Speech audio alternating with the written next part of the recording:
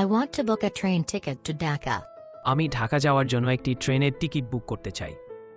The train will depart at 7:30 in the morning. ট্রেনটি সকাল 7:07-এ ছেড়ে যাবে। Please let me know the platform number. অনুগ্রহ করে আমাকে প্ল্যাটফর্ম নম্বরটি জানান। Is this a non-stop train or does it have stops? এটি কি নন স্টপ ট্রেন নাকি এটি থামে? I prefer a window seat. আমি জানালার পাশের সিট পছন্দ করি। How long will the journey take? ভ্রমণটি কতক্ষণ সময় নেবে?